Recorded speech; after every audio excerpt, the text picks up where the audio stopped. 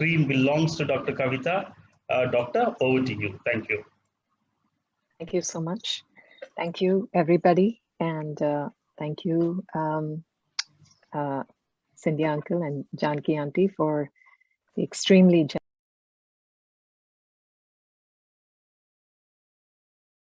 to be able to give back to Scouts and Guides, which gave so much to me when I was growing up. And welcome, everybody. Namaste. I'm going to share my screen now.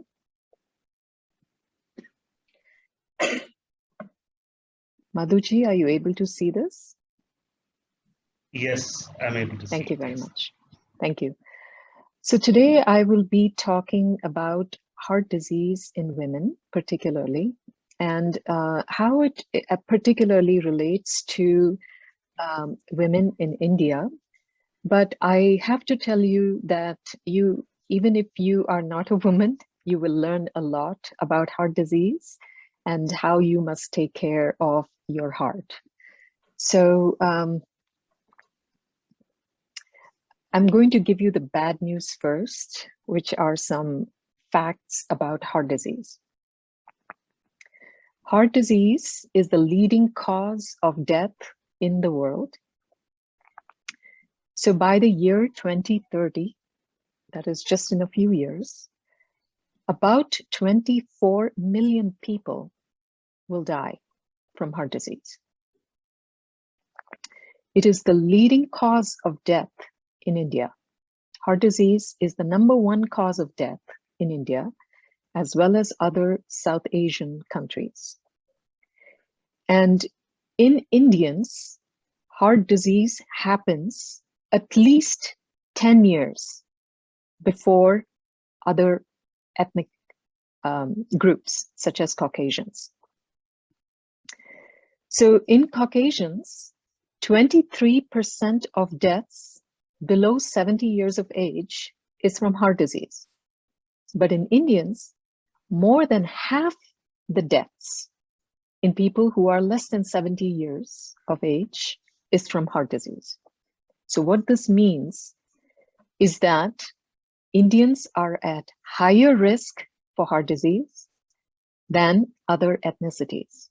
So this is a well-known phenomenon, and it is very sobering and very concerning, but there are certain things we can do to change that risk.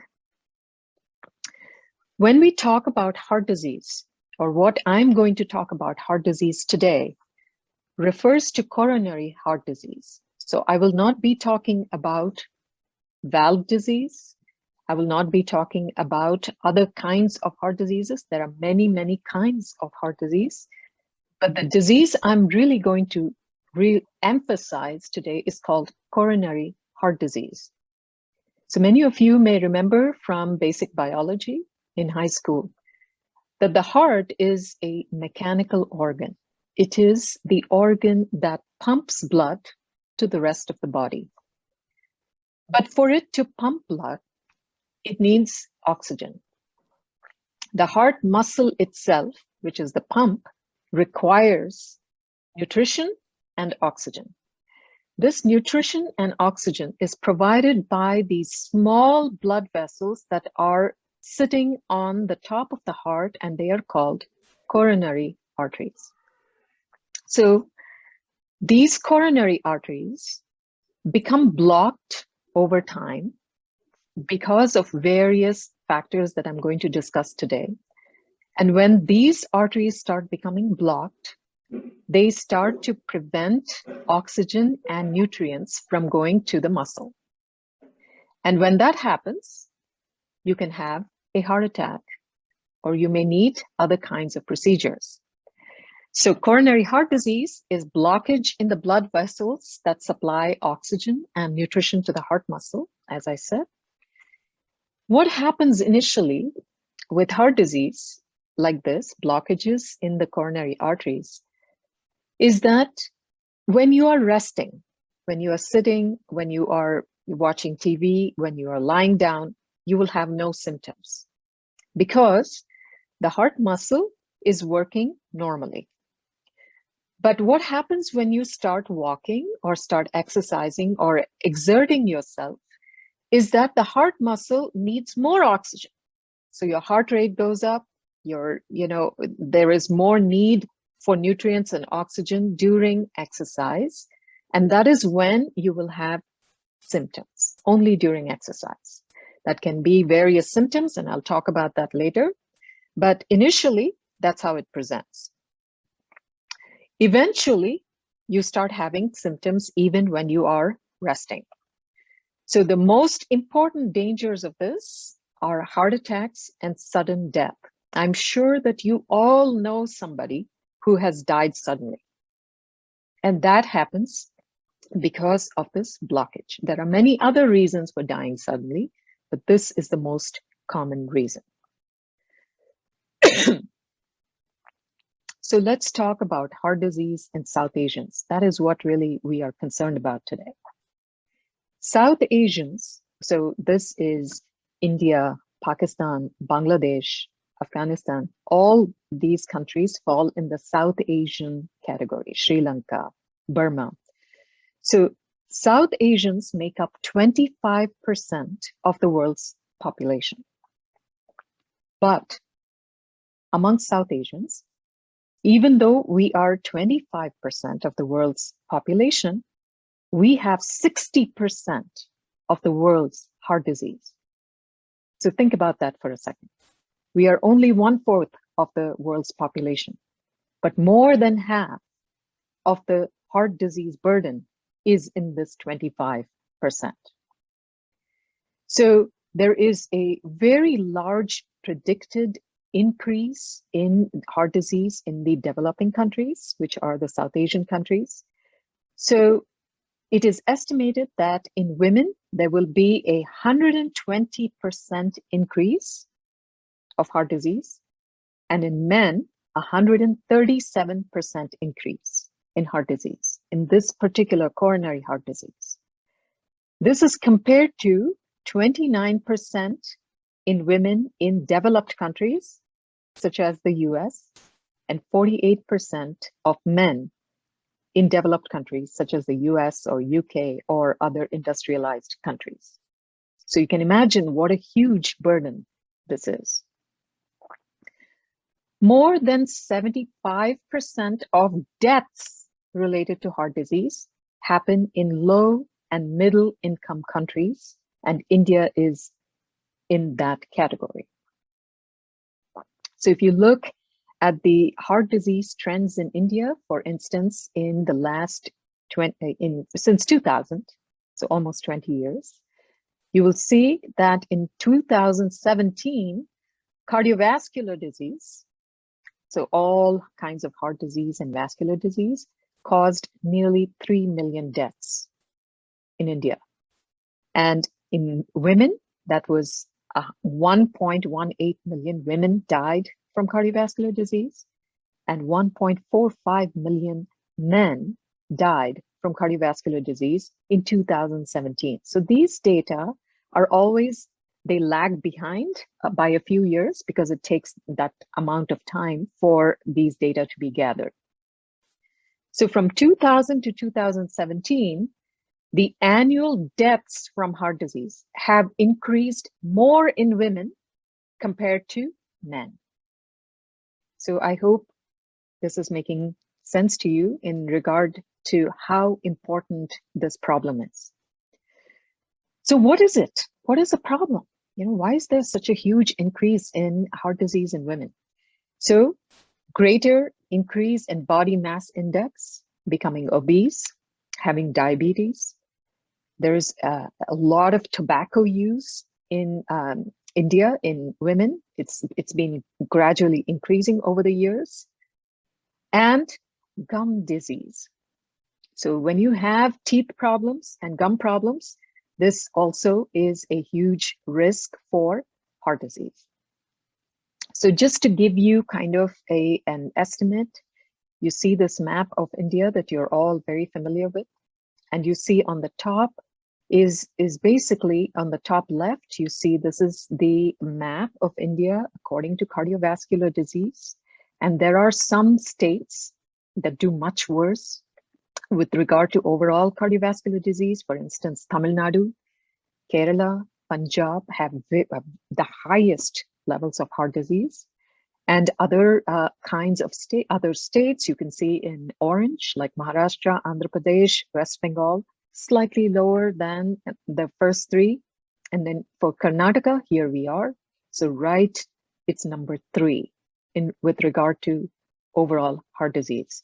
And among all the cardiovascular diseases, as I said, coronary heart disease is also called ischemic heart disease. And again, you see the same kind of trend here. And on the lower left here, you see stroke, having a stroke. And then on the right lower side, you see what is known as rheumatic heart disease, which is an infectious problem. So it is caused by a bacterial infection. And it's extremely common in India. When I was in medical school, we saw this a lot. And that becomes translated over 20, 30 years into valve problems and other kinds of problems that increase over time. So, okay, I've told you all this about heart disease. So now let's talk about what the risk factors are for coronary disease. I mean, are you at risk for heart disease? That's what you want to know. So when we talk about risk factors for heart disease, I like to think of them in 2 big categories. The first is a set of risk factors that are modifiable. That means you can do something about it. That they can be changed. And in the orange, you have the unmodifiable. So things that you cannot change, they're not in your hands. Modifiable, it's in your hands, you can change it. Unmodifiable, you can't do anything about it. So let me talk about unmodifiable risk factors first. Even among the unmodifiable risk factors, so you have, for instance, age, sex, 2 things that you cannot do anything about, right? You can't reverse age. You cannot change your biological sex attributes. A lot of people think that your family history is unmodifiable. That's not true. Even if you have a family history of heart disease in your parents or siblings, it is still modifiable through lifestyle and medications. Numerous studies have shown that. So you don't have to become imprisoned or jailed by your family history. It is still modifiable. So if you see here on the right, I have changed some of the colors here to tell you that some of these things can still be changed. In women, I'll talk about this a little bit later. In women, having premature menopause is a problem. So if you've had menopause before age 40, that is a risk factor for heart disease. And when you were pregnant, if you had preterm labor, so your baby was born too early, that makes it a risk factor for heart disease later. If you had diabetes or high blood pressure during pregnancy, that is also a risk factor for developing heart disease later in life. However, along with family history, those things are modifiable, where you can actually change your risk of having coronary heart disease. And what are the modifiable risk factors? Diabetes, high blood pressure, high cholesterol, smoking, unfavorable lifestyle, which I'll talk about, which is a poor diet and not exercising, not being sedentary. Stress, huge risk factor. Depression is a huge risk factor. If you have inflammatory disease, such as rheumatoid arthritis or lupus or systemic lupus or any other kinds of inflammatory disease, that puts you at a higher risk for heart disease. If you have gum disease, teeth problems, infection in your teeth, that is a huge risk factor. Sleep deprivation and sleep disturbances are also risk factors for heart disease. The most important risk factor in India, particularly in Indians, is diabetes. So diabetes is more common in South Asians, including Indians, compared to all other ethnic groups. And I think a lot of this has to do with our diet. So women with pregnancy-related diabetes are more than 3 times likely to develop diabetes later. So if you had diabetes when you were pregnant, it is quite likely that 10 years later, you will be diagnosed with diabetes. So heart disease in women in India is a particularly big problem, as I was telling you earlier. Women over the age of 40, from lower socioeconomic status, and those who are widowed or divorced are at a higher risk for heart disease in India. Diabetes, high blood pressure, obesity, and unhealthy diet are the major risk factors for women for having heart disease in India. So when it comes to the ability to seek treatment, this is also extremely important and why heart disease is on the rise in India.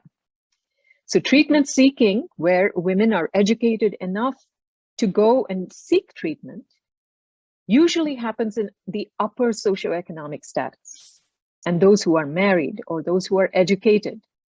And that is hugely important to become educated and take charge of your health. Autonomy, which means the independence to take care of your health, which I'll talk about later. Accessibility, where you can actually access, medical care. Affordability, which is also a problem in India without mass health insurance, for instance.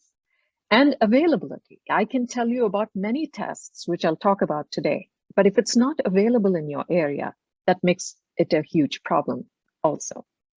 So all of these things influence the ability to seek treatment when you have risk factors or when you have symptoms. So when it comes to talking about heart disease risk factors in women specifically, just to give you some more sobering facts. I know it's not fair, but this is how our bodies are.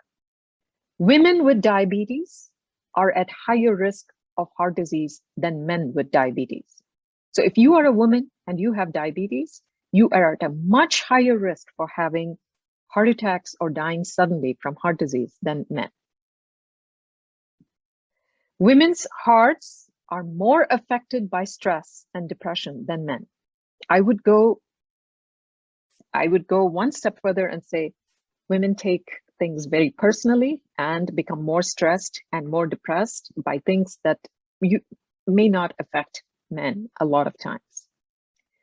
Smoking is a bigger risk factor for heart disease in women than in men. So what I tell my patients is, I don't care who else is smoking in your house, but you cannot smoke because it puts you at a much higher risk. Lack of physical activity is a risk factor for heart disease, and women tend to be more inactive than men. Menopause automatically becomes a risk factor because before menopause, the hormones are actually protective. Estrogen is protective against heart disease. But after menopause, we lose that protective influence of estrogen, and heart disease starts increasing exponentially. If you have had breast cancer or other kinds of cancers, and you have taken certain types of chemotherapy drugs or radiation therapy for breast cancer particularly, that puts you at a higher risk for having heart disease. High blood pressure, as I have said numerous times before, high blood pressure or diabetes during pregnancy puts you at risk for long-term risk for both high blood pressure and diabetes, which increase the risk for heart disease. There are some things that are particularly concerning in women. Preterm labor, as I said, if you had a baby that was delivered earlier than anticipated, that puts you at a higher risk. The more early that is, the higher the risk. So if it was, for instance, before 37 weeks, that puts you at a certain level of risk.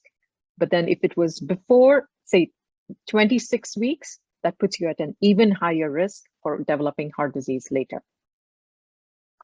High blood pressure or diabetes during pregnancy, premature menopause. So if you had hysterectomy or you had menopause before 40 years of age is a big problem. Autoimmune disease such as rheumatoid arthritis and lupus, which are more common in women. These tend to be risk factors, particularly in women.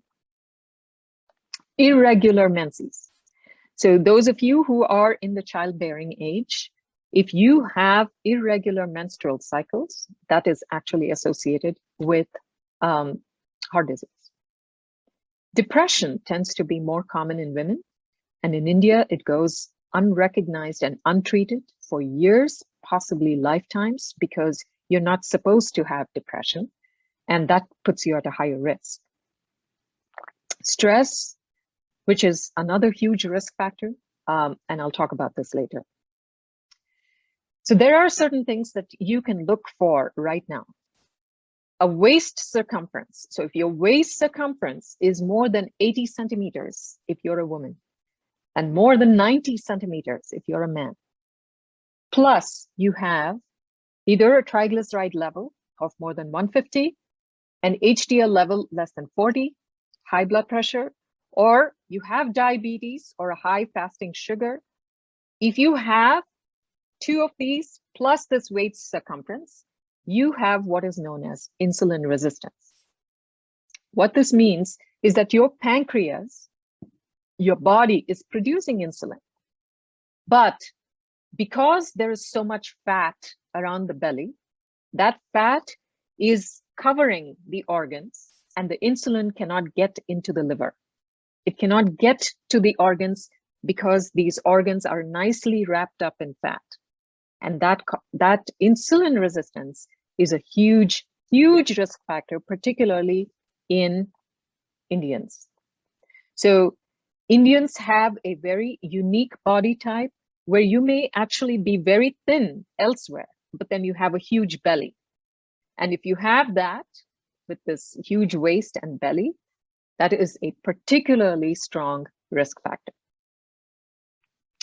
There are certain lifestyle factors that are important in heart disease, extremely important, because 85% of heart disease is actually lifestyle related.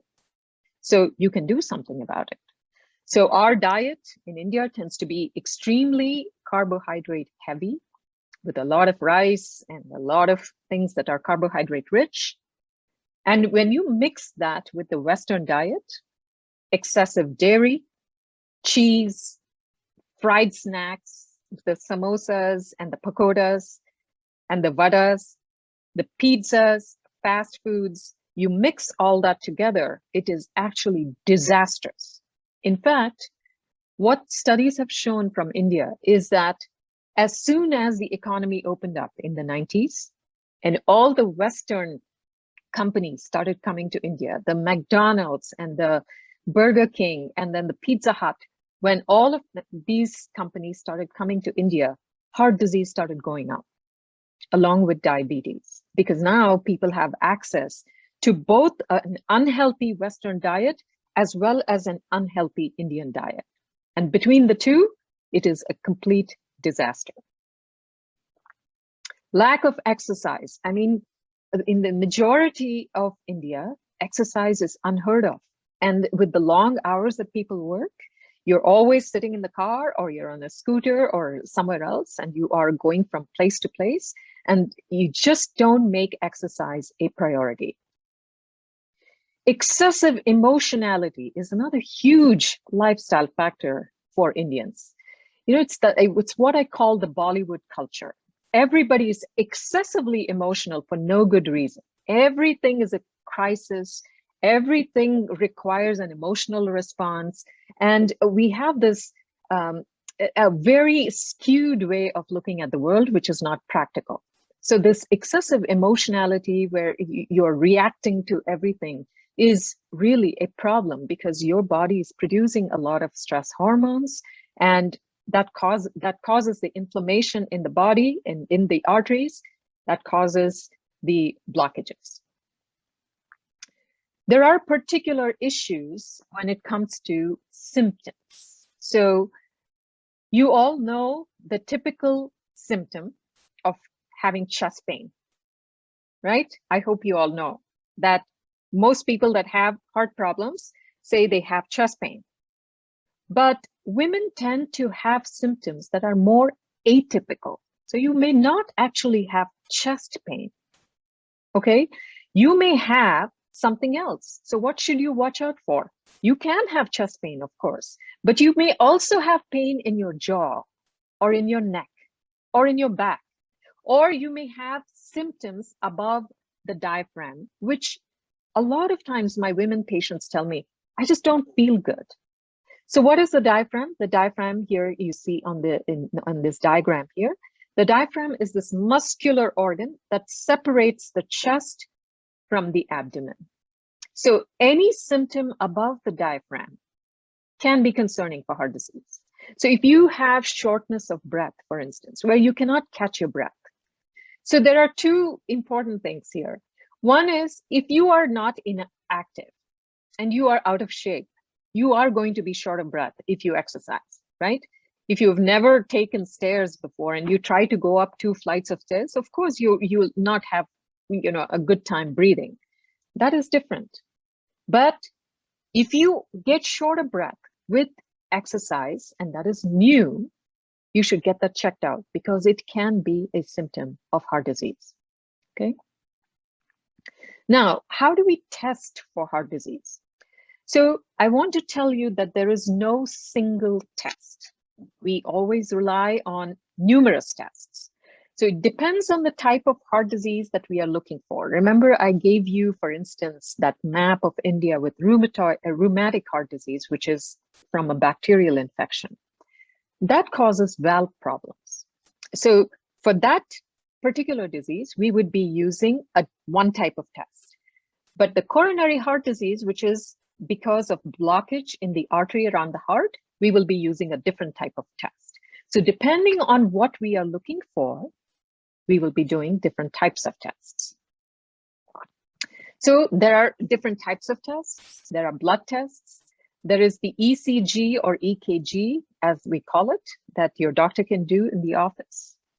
There are some imaging tests where we take pictures of the heart in different modalities. And then there are invasive tests where we would have to enter the body through a procedure and take tests through those kinds of tests as well. So what are the blood tests? Cholesterol, electrolytes, blood sugar, and certain types of markers that you can get tested for, such as homocysteine, lipoprotein little a, and CRP or C-reactive protein, which is a marker of inflammation. So this whole process of coronary heart disease is an inflammatory disease. So your arteries become inflamed, and that is what starts the process where all this plaque, this cholesterol that is flowing in your blood starts to stick to the arteries and causes the buildup of plaque. So what I highly recommend is that if you are about age 35 and above, you should have all these tests. You should know what your blood pressure is. You should know what your cholesterol is. You should know what your blood sugar is and whether or not you have diabetes. And thereafter, after about age 35, again, start at 40. And at 40, every year you should have some blood tests to see if your blood sugar is going up, if you're developing diabetes, if something is changing in your body. You should start at age 40. So an echocardiogram or an echocardiogram, as it's called in India, is an ultrasound of the heart. It uses sound waves to create a picture that looks like this. And we can look at areas of poor blood flow and damage. If you've had a heart attack before, we can look at that. But it's the most useful test to look for valve problems, to see if you are, if you have other signs of heart disease. But an echocardiogram is not a good test to look for blockages around the heart arteries. We can have you do a stress test. So what is a stress test? Remember what I told you earlier on, that initially when these blockages start, you start to have symptoms only when you are exerting yourself, right? So what we want to do is want to put you on a treadmill and have you walk and exert yourself, and we will check an EKG, blood pressure, and often we also do it with some kind of imaging, such as an echo or echocardiogram, to see if when you're exercising, your heart is not getting enough blood flow or enough oxygen and nutrition. And that is a sign of blockages, and that can lead to other kinds of tests. There is a particular test which is not widely available in India, I'm afraid, but here it's widely used, which is called coronary artery calcium score. A stress test is an indirect way of looking at blockages, but a coronary artery calcium score is a direct way of looking at the heart arteries. So what this is a test for people with no symptoms. So if you are a person who has diabetes, high blood pressure, you have a high cholesterol, and you are above age 50, and you want to just see what is your risk for heart disease, you can get this test. It is available in some places in India. And what this does is it helps us identify early signs of cardiovascular disease. So it gives us a score, and it's called a calcium score. It's a CAT scan of the chest. So it is an X-ray based test. We take a picture of your heart, and then what we look for is calcification in the coronary arteries. And it looks like this. Ideally, you should have no calcium. Your score should be 0, okay? As that score starts increasing, your risk for having a heart attack or dying in the next 10 years increases. So it gives us a picture of the heart and gives us an idea of what to expect in the next 10 years, and also what you need to do with your lifestyle and medications to change that risk. A coronary CT angiogram, or CT angio as it is called in India, is a test that is used for people with symptoms. So if you are having, for instance, that jaw pain or some vague chest discomfort, or you have shortness of breath, this is a really good non-invasive test. So we don't have to put in needles and things like that, or do any kind of invasive procedures to take a look at your coronary arteries. So this is also a CAT scan of the heart, but here we actually inject a dye into your vein and take pictures of the arteries that look like this around the heart. So you see here on the left, this picture A, there is nothing going on. This is a beautiful artery. This is what you want your arteries to look like. In the middle here, do you see this little blockage? This little white spot? That is the beginning of a blockage. So if you are my patient and I see that, I'm going to have a long chat with you about what you need to do to prevent that from getting worse. Okay, so it gives us information about plaque buildup in the arteries, and again, motivates you about what you need to do with your lifestyle and what kinds of medications you need to take. A heart catheterization, or an angiogram, that many of you may be familiar with, is again, it's a procedure that we use in people who have symptoms that require further investigation. Say you've had a stress test and you didn't do well on the stress test. There were some concerning signs, or you're having symptoms which take you to a hospital because you've been having symptoms, you don't feel good. We may bypass the stress test and all that and directly go to this angiogram. So here what happens is that we actually go in through a needle in your wrist or in your groin and put in these very long, thin catheters that look like straws. And these are inserted into the artery, and then they go all the way to the heart.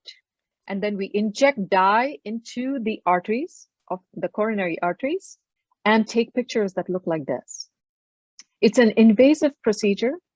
It requires contrast dye. Because it's an invasive procedure, it has some complications, but most cardiologists who do this have been doing thousands of them, so it's relatively safe.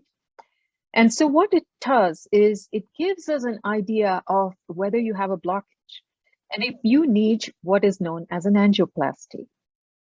An angioplasty is a procedure where we go in and open that blockage, and we can put in a stent or keep that artery open. So, and that is a heart catheterization or an angiogram procedure.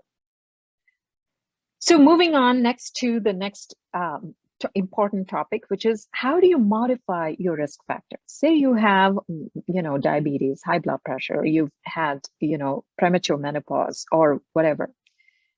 What do we do about it? Or even if you've had a heart attack before, the most important things, and this is what I tell my patients, when it comes to preventing heart disease and death from heart disease, the most important thing is lifestyle. It's not procedures, it's not surgeries, it's not even medications. The most important thing you can do is change your lifestyle, okay? Then we add medications. So lifestyle plus medications. And after that, we go for procedures and surgeries. Procedures, surgeries, for instance, an angioplasty will not improve survival. It only improves symptoms. But changing your lifestyle and the right medications will make you live longer. The only surgery that improves survival and makes you live longer is a bypass surgery if you have diabetes or you have certain other kinds of characteristics on the angiogram. Otherwise, it's not going to help you live longer.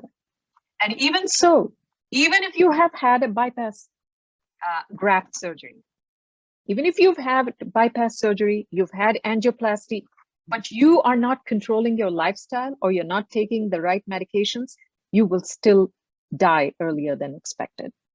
So if we want to improve survival, we want to have the best quality of life, the most important thing is to change your lifestyle.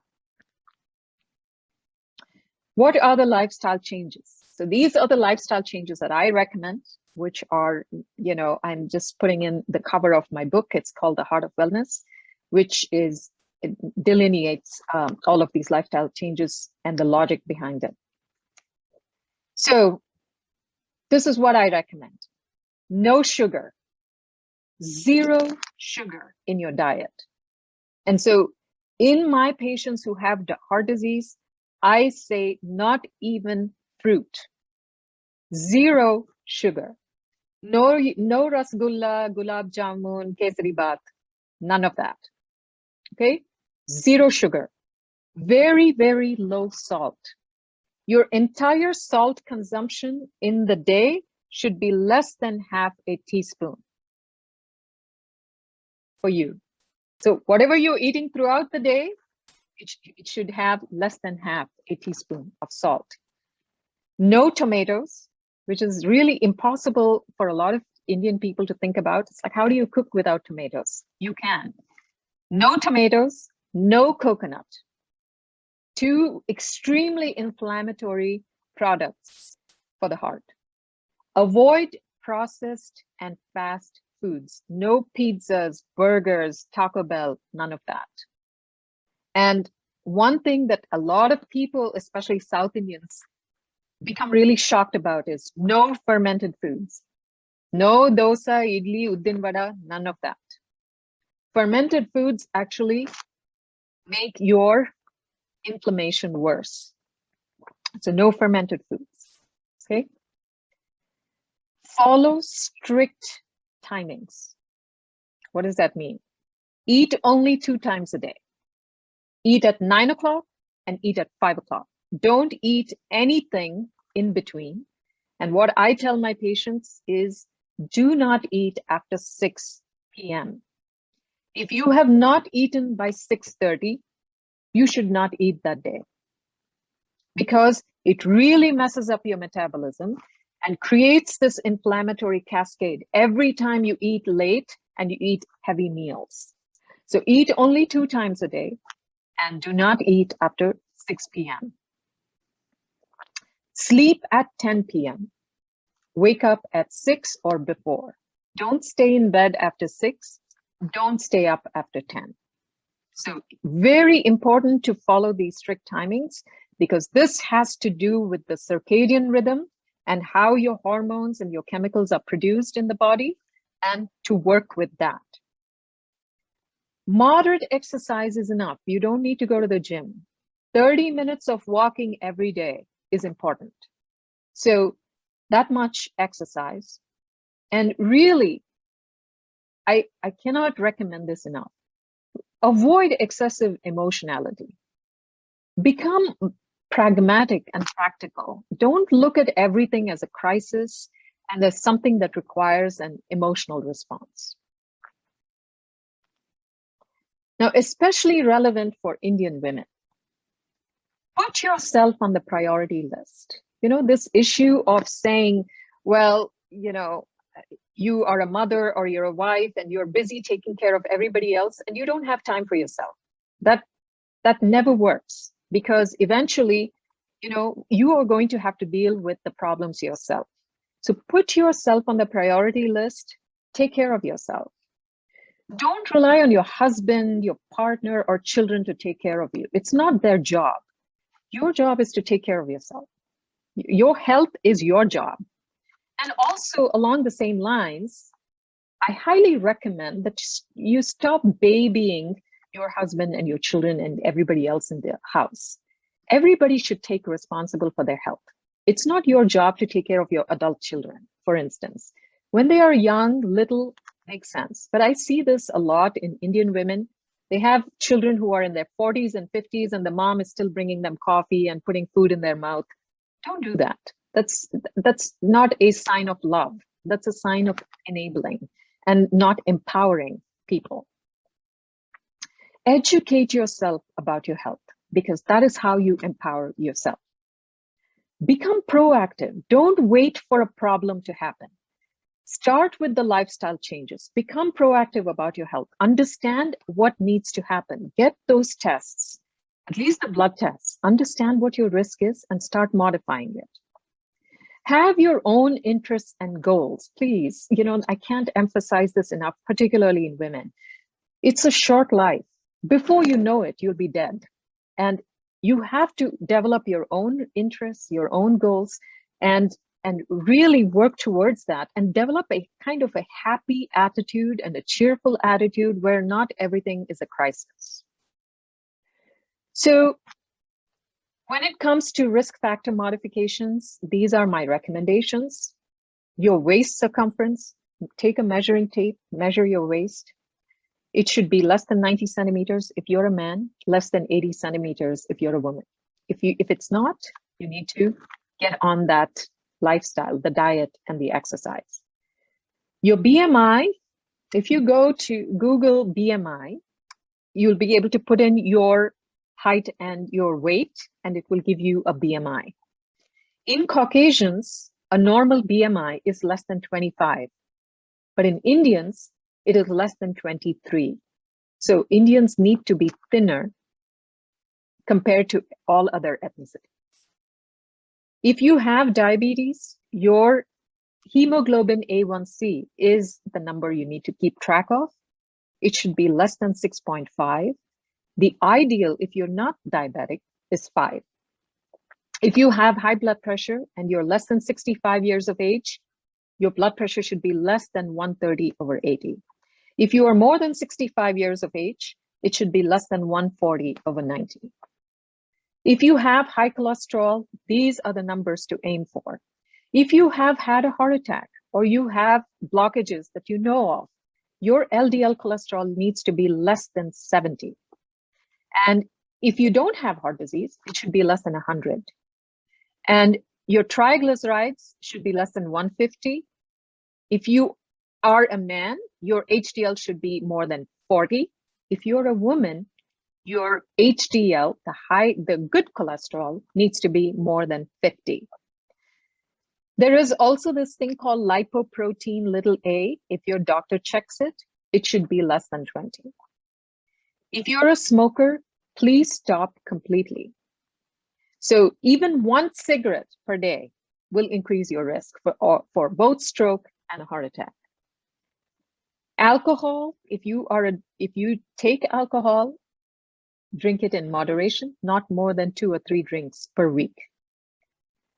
Stress, as I have said, higher resilience. Cultivate resilience and a different perspective towards life. If you have depression, consider medications as needed, counseling, whatever is required. It's not really a shame to have depression because it's really a chemical imbalance in the brain. And it, again, along with these lifestyle changes that I'm recommending, will also help with depression. If you have inflammatory disease like rheumatoid arthritis, you must get that treated to a point where it is the most quiescent, so it's not active. If you have gum disease, so this is one thing that is not a routine thing in India, to see a dentist for gum disease regularly. You must see a dentist regularly to see if you have gum disease, teeth problems, and treat it as soon as it happens. Otherwise, if you let it linger on for years and years, that actually inflames your arteries. If you have sleep deprivation, you should get that tested. Maybe you have obstructive sleep apnea. If that is the case, you need to get that tested with your doctor, and that can be treated with different modalities. There are certain types of medications that are used in treatment. It depends on what your condition is and what your risk factor is, such as, diabetes, high blood pressure, and all of that. I just want to say one thing. Aspirin is, maybe some of you have heard of taking aspirin, as a preventive measure. What we know in the last few years is if you do not have evidence of heart disease, there is no need to take aspirin. So if you have heart disease, if you've had a heart attack, you have blockages, you should be on aspirin, okay?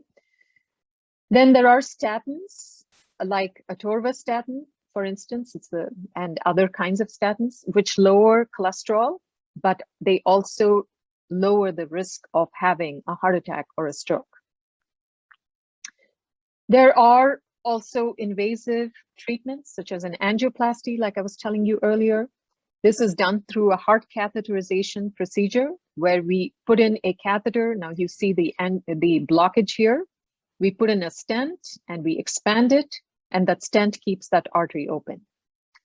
A bypass surgery, as you can see here on the right side, what we do here is, you see this blockage? It is a severe blockage. It cannot be treated in any other way. What we do is take veins from your legs and attach one end of the vein to the aorta and the other after that blockage. So it bypasses that blockage so that blood flows directly into the heart muscle. So it's called bypass surgery. I just want to finish by talking a little bit about COVID and the heart. So there are 3 different stages of the COVID infection. The first stage is called early infection. So this is like within you have been exposed to somebody with COVID and the infection starts. For the first 2 days, you may not even know that you have the infection. In that case, what is happening is this virus has gone into your body and is multiplying rapidly. So that is that early infection stage. Most people, around 5 days, have this peak of that infection and they recover. I just want to tell you, despite everything that's going on in India and the world right now, most people recover, okay? So 80% of people recover from the COVID infection. In stage 2 is the pulmonary phase, which means this infection gets into the lungs. And this is when you start seeing abnormalities on chest X-ray. So this happens from about the 5th day to the 10th day. And here, for whatever reason, some people develop a much stronger response to the virus and start having the lung problems. The stage 3 of the disease, which is a hyperinflammation response, which is what causes people to get hospitalized and have complications, is actually a hyperinflammation stage. That means your body is producing in response to the virus. It is producing a response that is out of proportion to the virus. That's because you already, a lot of times, this is because you already have some kind of inflammation going on in the body. And when you see that virus, your body produces this extreme inflammatory response.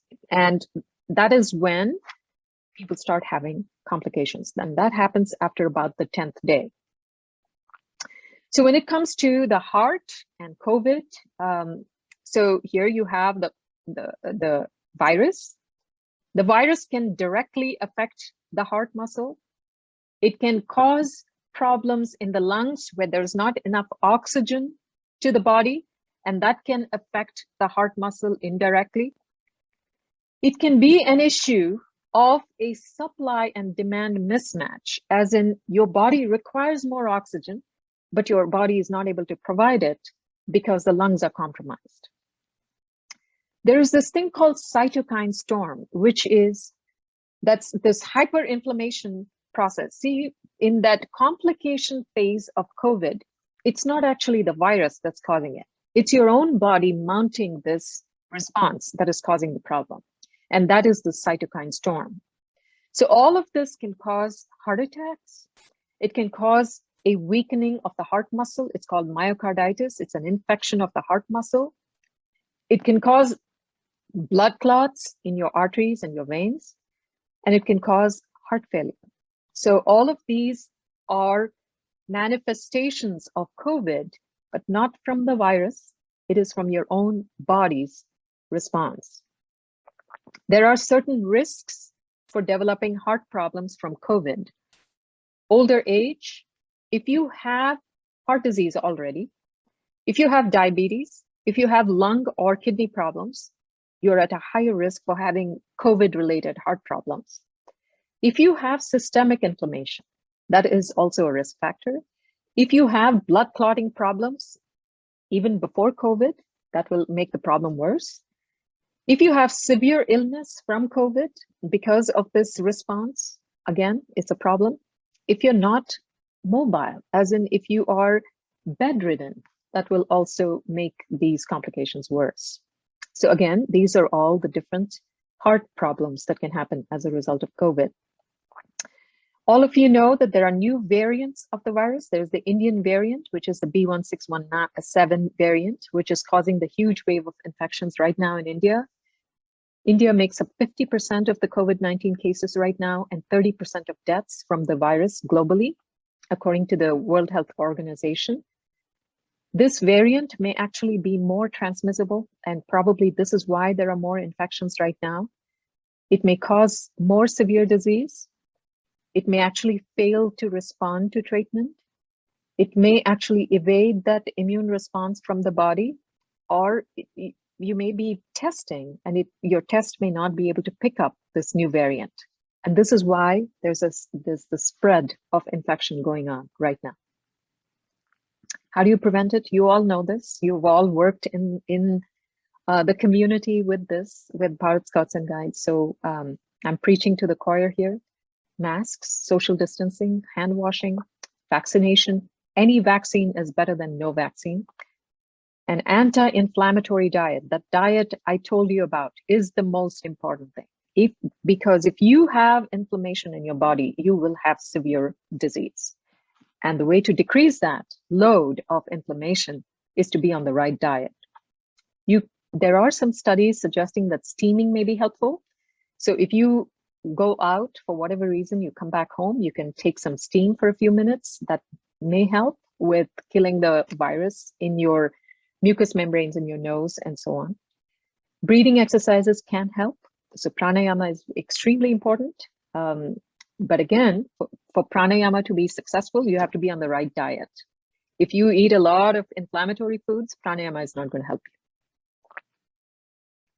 So in summary, heart disease in India is increasing more in women than in men.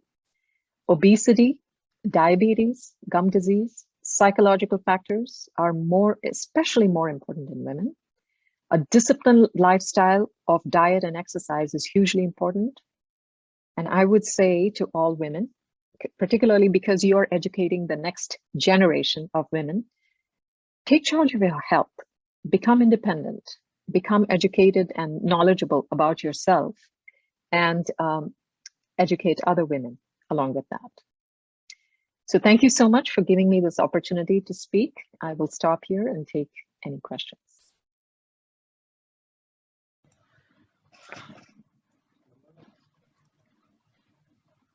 Thank you very much, Doctor, for the detailed information about the way we have to take care of our heart. And especially you have correlated this to the Indian women folk and given the lifestyle changes. I definitely know most of them would have had the shock of their life when you said no idli dosa or no sugar. But yes, we need to take care of a lot of things. And friends, whoever are watching this webinar, you might remember the facts what Dr. Kavitha gave out.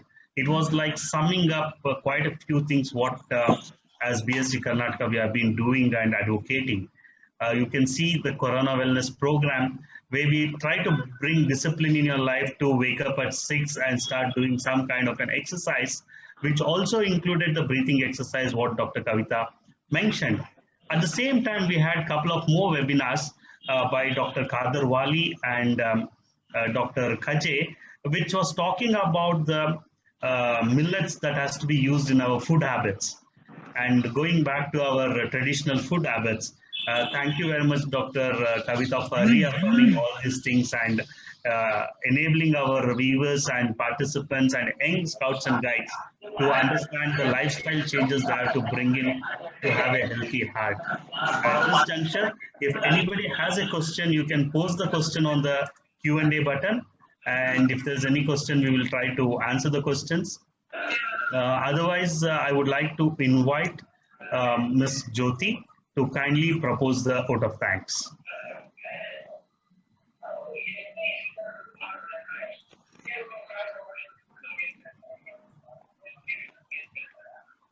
I'm not seeing any questions coming. Over to you, Jyoti ma'am.